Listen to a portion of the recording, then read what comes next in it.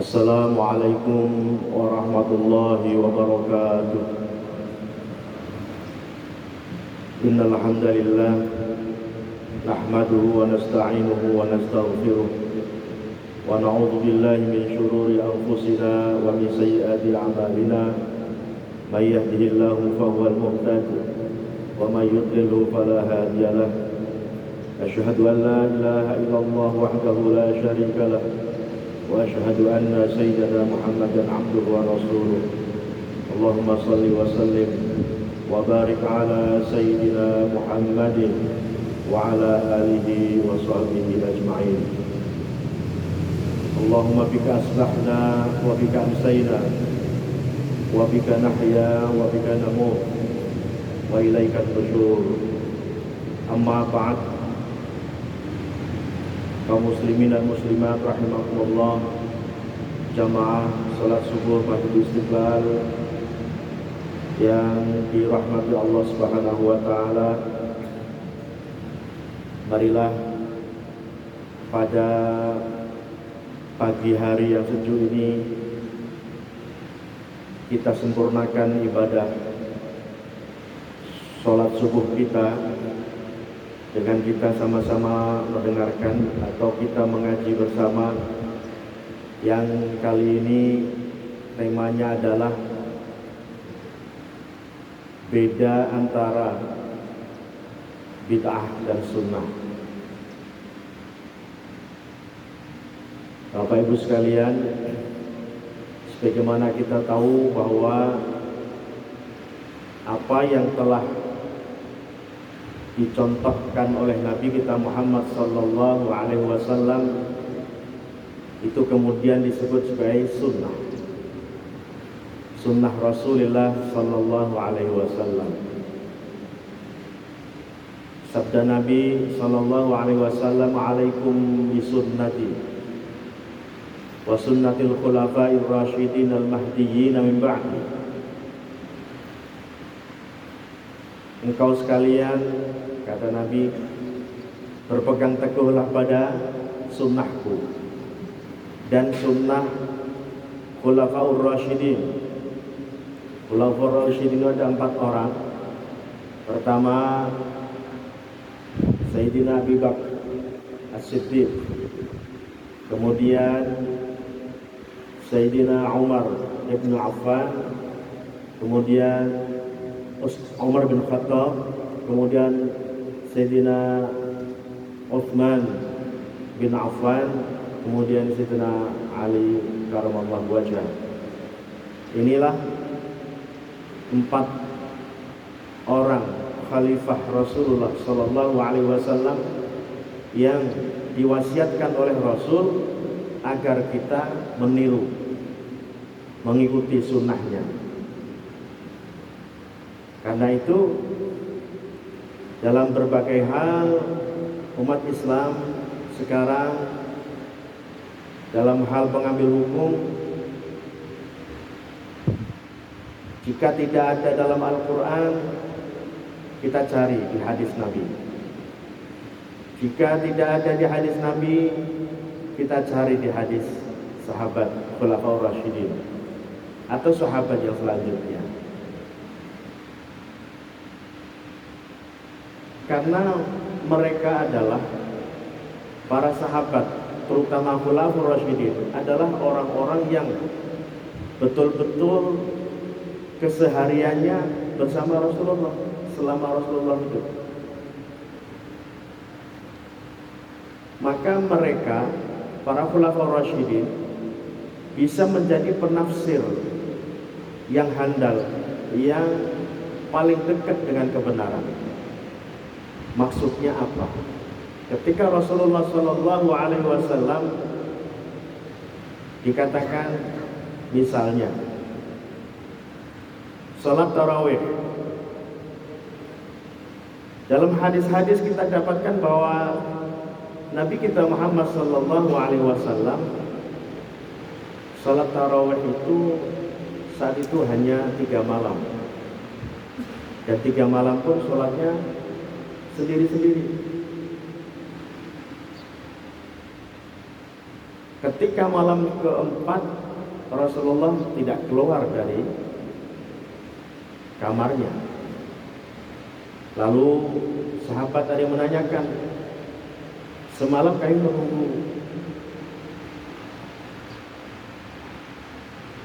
menunggu Rasulullah keluar ke masjid dan tidak keluar. Ternyata Rasulullah sengaja tidak keluar agar salat tarawih itu tetap sunnah hukumnya. Beliau khawatir kalau beliau tiap malam salat bersama sahabat di masjid, nanti ini dianggap wajib. Nah, tapi kemudian Sayyidina Umar itu mengumpulkan para sahabat dan mengajak sholat tarawih berjamaah di masjid. Ini artinya bahwa Sayyidina Umar saat itu adalah menafsirkan apa yang dilakukan oleh Rasulullah SAW, hakikat hukum sholat tarawih. Bahwa ketika Nabi tidak melakukan sholat tarawih selama penuh di bulan Ramadan, itu bukan berarti kemudian kita juga hanya sebatas itu sholat tarawihnya. Kenapa? Karena nilai kualitas ibadah Nabi dengan kualitas ibadah kita jauh. Jangankan kita, Sayyidina Umar pun merasa begitu, sehingga mengajak umat saat itu, ayo kita sholat tarawih berjamaah dan sebulan penuh. Lagi-lagi Sayyidina Umar salat tarawih 20 rakaat. Sementara ada hadis dari Siti Aisyah yang mengatakan bahwa Nabi salat tarawih, Sayyidina Aisyah mengatakan bahwa Nabi tidak pernah salat malam lebih dari 11 rakaat di Ramadan maupun di luar Ramadan. Karena itu para ulama menganggap bahwa apa yang dilakukan oleh Sayyidina Umar itu adalah sunnah dan merupakan penjabaran dari hakikat hukum sholat tarawih. Sementara pihak lain mengatakan apa yang tidak dilakukan oleh Nabi dan kita melakukan berarti itu bid'ah. Bid'ah. Karena itu sholat tarawih sampai sekarang itu masih ada sebagian yang mengatakan bahwa sholat tarawih 20 rakaat itu bid'ah. Tapi kita Ahlus Sunnah wal Jamaah, kita dan kebanyakan umat Islam di dunia ini Ahlus Sunnah wal Jamaah dan sholatnya 20 rakaat. Karena kalau kita lihat lagi bahwa Imam Malik di Madinah itu sholat tarawih bukan 20, bukan 8, tetapi 36 rakaat. Kenapa? Karena Imam Malik ingin bukan mengejar bilangan rakaat sholat tarawihnya, tetapi ingin bagaimana agar pahalanya itu menyerupai dengan pahalanya Nabi atau pahalanya para sahabat yang dulu sholat tarawih di Masjid Haram. Sedangkan Imam Malik itu hidupnya di Masjid Nabawi. Kenapa begitu? Karena orang-orang yang para sahabat atau tabi'in yang dulu sholatnya di Masjid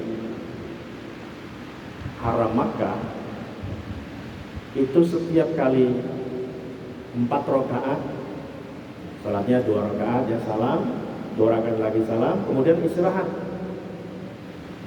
Istirahatnya itu tawaf. Jadi setiap 4 rakaat istirahat tawaf.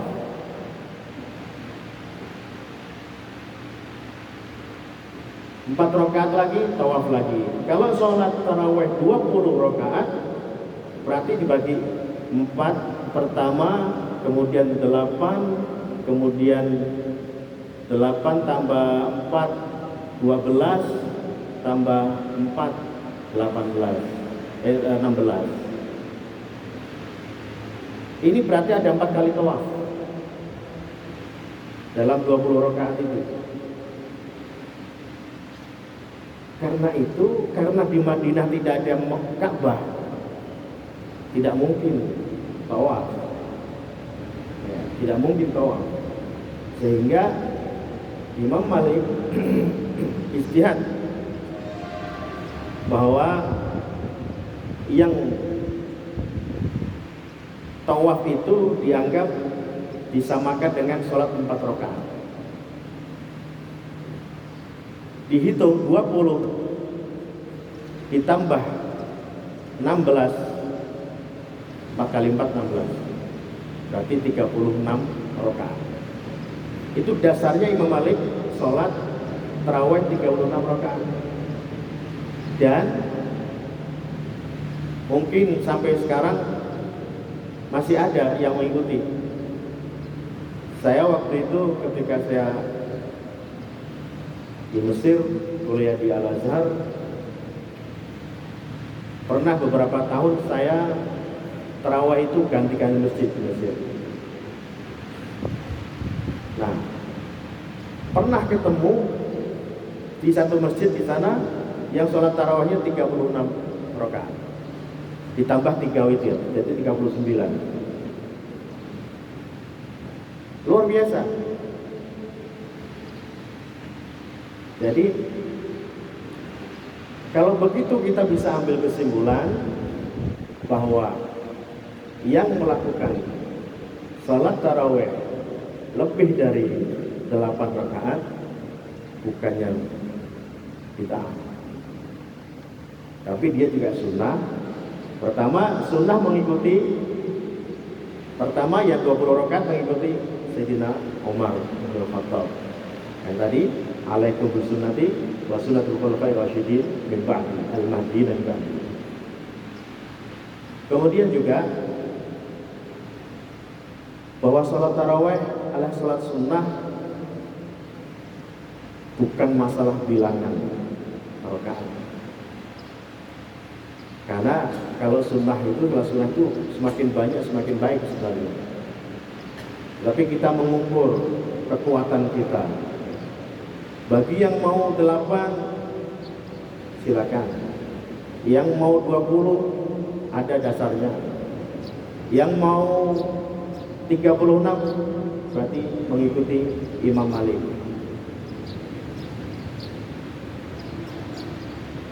Nah, di sini kita bisa ambil kesimpulan bahwa antara bid'ah dan sunnah itu tipis bedanya. Sementara orang mengatakan, ada sepihak yang mengatakan bahwa sholat tarawih di luar yang 8 rakaat itu berarti bid'ah. Nah, sementara orang yang melakukan 20 rakaat mengatakan ada dasarnya, yaitu mengikuti Sayyidina Umar. Nah, kenapa mengikuti Sayyidina Umar? Karena ketika kita sholat tarawih berjamaah di masjid, itu juga dimulai pada masa Sayyidina Umar. Kalau kita mau persis mengikuti Nabi, ya sholat di masjidnya hanya 3 malam saja, selainnya di rumah. Nah, kita mengikuti Sayyidina Umar, sholatnya berjamaah di masjid 20 rakaat, dan Istiqlal insyaallah demikian. Nah, sunnah itu apa kata sunnah? Sunnah itu arti yang sebenarnya dari kata sunnah adalah at-thariq, berarti jalan. Itu man sanna sunnatan hasanatan falahu ajruha wa ajru man amila biha. Barang siapa yang melaksanakan sunnah atau menjalani satu jalan sunnah kebaikan, ya, falahu ajruha, maka dia akan mendapatkan pahalanya dan pahala orang yang melakukannya setelah itu mengikuti kita. Misalnya sanna sunatan hasanatan, misalnya kita memulai suatu kegiatan yang bermanfaat bagi masyarakat, bagi umat, kemudian diikuti oleh orang-orang lain setelah kita, makanya kita dikatakan sanna sunatan, kita memulai perbuatan baik dan kemudian orang-orang setelah kita mengikuti kita, maka kita mendapat pahala dari apa yang kita lakukan dan kita mendapat pahala juga dari orang-orang yang melakukan setelah kita.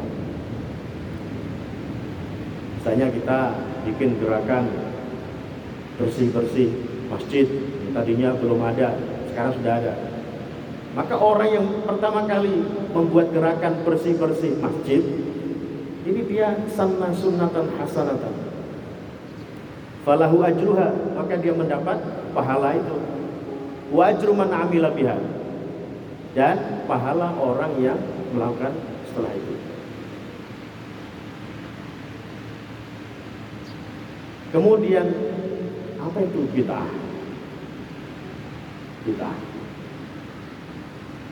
Tadi ada hadis Nabi mengatakan, inna asdaqal hadis kitabullah wa khairul hadi Muhammadin sallallahu alaihi wasallam wa syarrul umur muhdatsatuha wa kullu muhdatsatin bid'ah wa kullu bid'atin dhalalah. Ada yang melanjutkan wa kullu dhalalatin finnar. Ini hadis benar, sahih dari Rasulullah sallallahu alaihi wasallam dan umat Islam semua sepakat. Tidak ada yang menentang hadis ini. Yang jadi permasalahan sekarang adalah definisi bid'ah itu. Ulama berbeda pendapat tentang definisi bid'ah.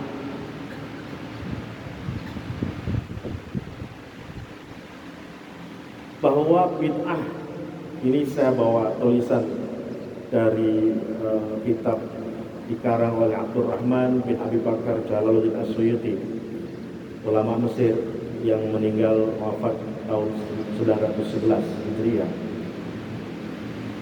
Beliau membuat kitab bernama Haqiqatus Sunnah wal Bid'ah, hakikat sunnah dan bid'ah. Apa itu sunnah dan apa itu bid'ah? Di sini dikatakan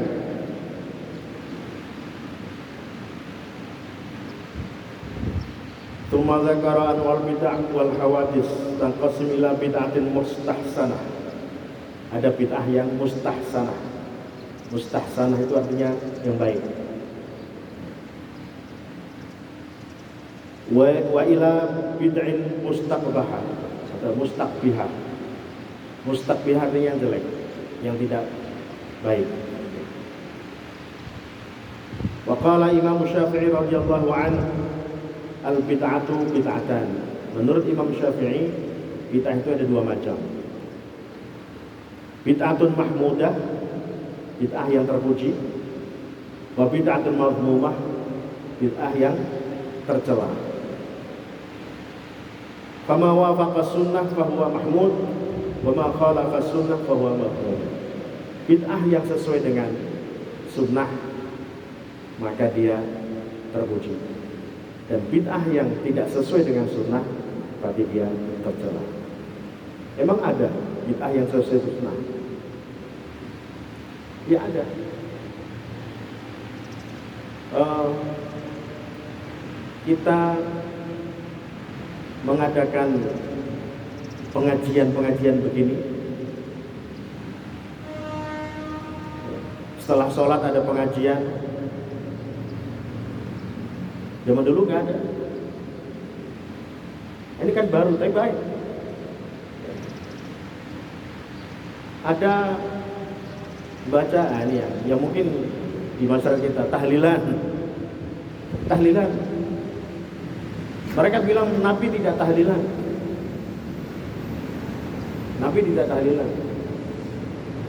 Betul. Tapi Nabi menyuruh kita berzikir la ilaha illallah, bertasbih subhanallah, ya, bertahmid alhamdulillah.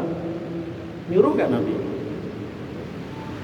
Bentuknya memang Nabi tidak pernah mengumpulkan orang boleh tahlil bareng, enggak. Tapi Nabi menyuruh, memerintahkan kita untuk bertahlil, berzikir la ilaha illallah. Bahkan Nabi dikatakan dalam hadis, Nabi mengajarkan tahlil, zikir tahlil ini kepada Abu Bakar dan kepada Sayyidina Ali radhiyallahu anhu. Karena itu para ahli thariqah itu kalau diurut mereka sanadnya itu ada yang sampai kepada Sayyidina Ali, ada yang sampai kepada Abu Bakar.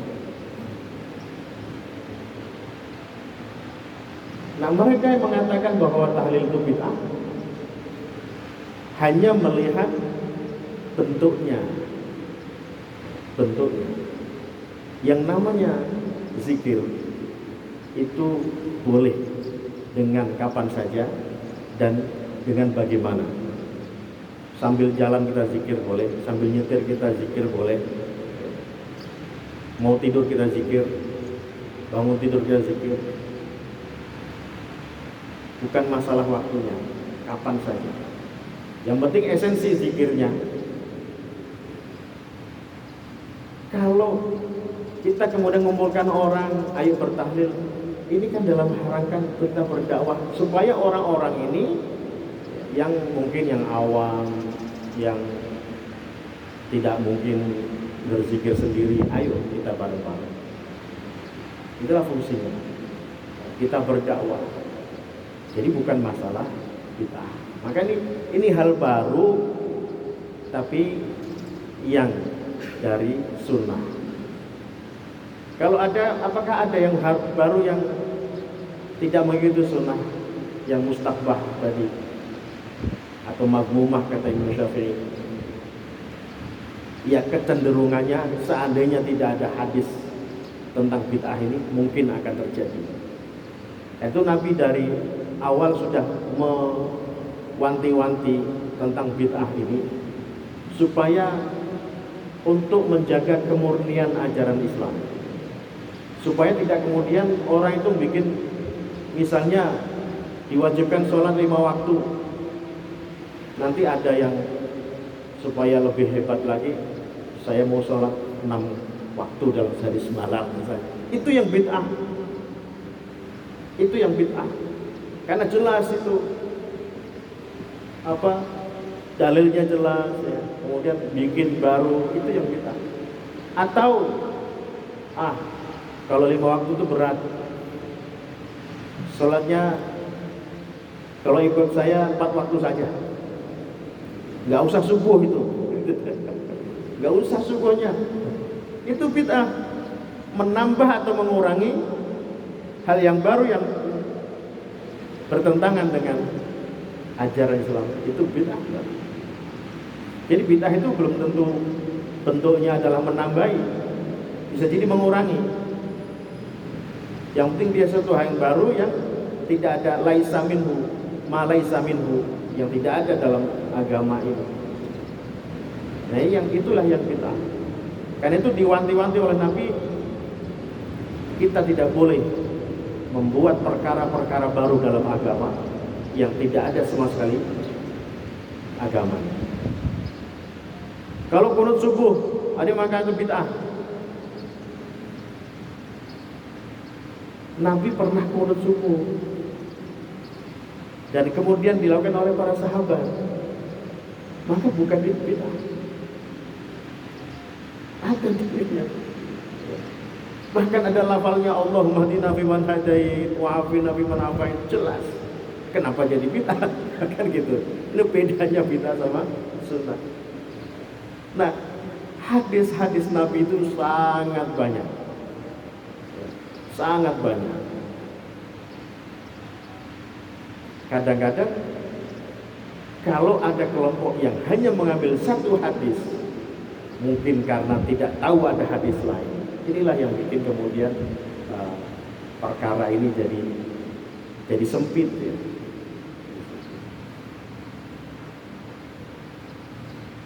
Karena itu Bapak Ibu sekalian, kita yakin dengan apa yang telah diajarkan oleh para ulama-ulama pendahulu kita. Meskipun misalnya ada orang yang mengatakan bahwa tahlilan bid'ah, qunut subuh bid'ah, kita tetap, karena kita yakin bahwa itu adalah satu ilmu yang diriwayatkan oleh para ulama dan sanadnya muttasil, menyambung sampai pada Rasulullah Sallallahu Alaihi Wasallam, dan ada sangkutan dalilnya.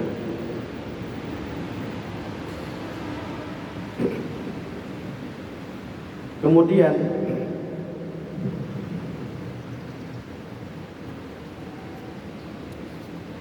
kalau bid'ah yang mustakbah itu apa saja? Bid'ah mustakbah atau bid'ah yang madmumah menurut Imam Syafi'i itu makana mukhalifan li syariah atau multaziman li mukhalafatiha. Sesuatu perkara yang mukhalifan li syariah, yang bertentangan dengan syariat, maka dia bid'ah.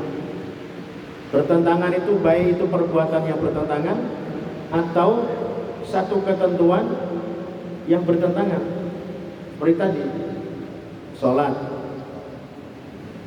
5 waktu menjadi 6 waktu atau menjadi 4 waktu, atau sholat subuhnya 2 rakaat terlalu sedikit ditambah 3 rakaat atau 4 rakaat. Karena kecenderungan manusia itu ada yang mutasyaddid, cenderungnya itu untuk hulu. Ada orang-orang yang merasa kalau semakin syadid, semakin berlebihan dalam ibadah itu semakin baik. Padahal tidak begitu. Beribadah kita sesuai dengan aturan syariat. Tidak boleh kita mengada-ngada. Tidak boleh kita mengada-ngada. Ada juga yang memperingan, mengurangi syariat, maka itu juga bid'ah. Yang melebihi bid'ah, yang mengurangi juga bid'ah. Tapi kita juga dituntut untuk melakukan kebaikan-kebaikan, sehingga ada hadis man sanna sunnatan hasanatan falahu ajruha wa ajru man amila biha. Barang siapa yang melakukan satu kebaikan, maka dia mendapat pahala dan pahala orang yang melakukan setelah itu. Dan itu para ulama senantiasa menganjurkan kita berbuat baik, tidak terbatas pada apa yang dilakukan oleh Rasulullah SAW saja. Nah, ini juga penting. Kita sering mendapat atau sering mendengar sesuatu bahwa ini bid'ah karena Rasulullah tidak melaksanakan. Bahwa apa yang tidak dilaksanakan oleh Rasulullah itu tidak otomatis berarti haram. Ada yang mubah tidak dilakukan oleh Nabi. Kalau yang haram sudah pasti. Yang haram sudah pasti.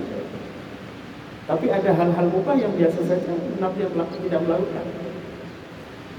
Maka apa yang kita lakukan karena mubah boleh-boleh saja, meskipun Nabi tidak melakukan. Karena itu para ulama sudah memberikan atau mengajarkan pada kita adanya usul fiqh, adanya ilmu-ilmu itu dulu tidak ada pada zaman Nabi. Ilmu usul fiqh, ilmu fikih itu kalau diukur dengan definisi bid'ah, maka dia bid'ah. Tapi bid'ah yang hasanah, bid'ah yang mahmudah. Ilmu, kalau kita sekarang membaca Quran, mushaf Quran, itu zaman Nabi belum ada. Kemudian zaman Umar baru dibikin, dikodifikasi. Maka itu bid'ah. Nah, Umar ketika ditanya, kenapa kamu melakukan apa yang tidak dilakukan oleh Nabi? Sayyidina Umar menjawab, ni'mal bid'ati hadhihi. Bid'ah yang terbaik adalah ini. Dikumpulkan. Coba kalau nggak dikumpulkan, dikodifikasi, dibikin mushaf, kita bagaimana mau belajar Quran sekarang? Itu bid'ah, tapi bid'ah yang baik. Sebagaimana Umar memulai dengan tarawih, itu bid'ah.